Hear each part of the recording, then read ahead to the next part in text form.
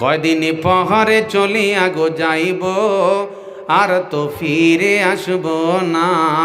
কয়দিন পহরে চলিয়া গো যাইব, আর তো ফিরে আসব না।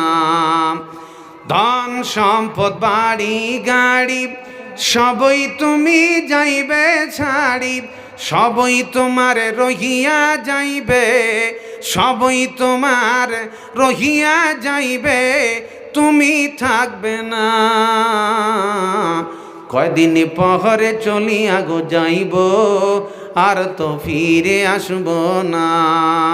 প্রথমেতে যাইবি কবরে, ফেরেশতারা প্রশ্ন করবে, মুমিন হইলে উত্তর দিবে, মুমিন হইলে উত্তর দিবে, কাফের বলবে জানি না। কয়দিন পহরে চলিয়া গো যাইব, আর তো ফিরে আসব না। কয়দিন পহরে চলিয়া গো যাইব, আর তো ফিরে আসব না।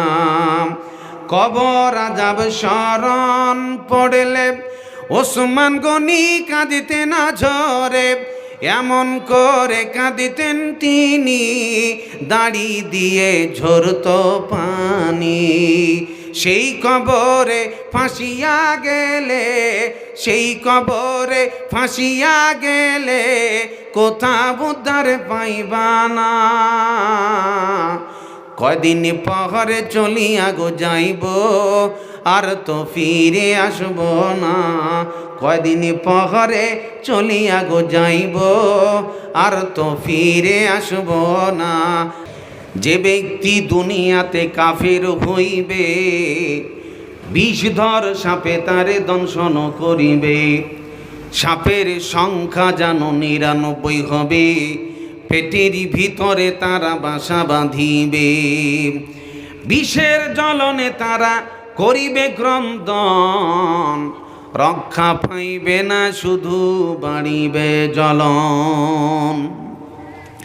এইভাবে কিয়ামত তক হইতে থাকিবে, ইহা হতে কোনো মতে রক্ষা নাহি পাবে।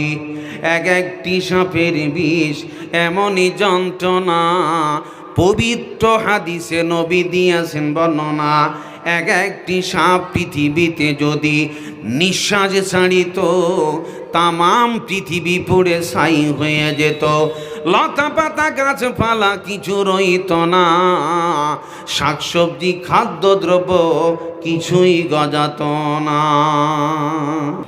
কালো হয়েছি তাই বলে কি আদর নাই কোমর, দেখলে আমায় হাসে সবাই বন্ধ করে দুয়ার। কাক কালো, কোকিল কালো, কালো মাথার চুল, তবে আমি কালো হয়ে কি করেছি ভুল। নয়নের মণি কালো, কালো চাঁদের বুড়ি, কালো সুরমা চোখে দিলে মনটা যায় ভরি। কাবার গেলাম কালো, হযরত বেলাল কালো, তাই তো তারই আজান শুনে মদিনা পাগল হলো।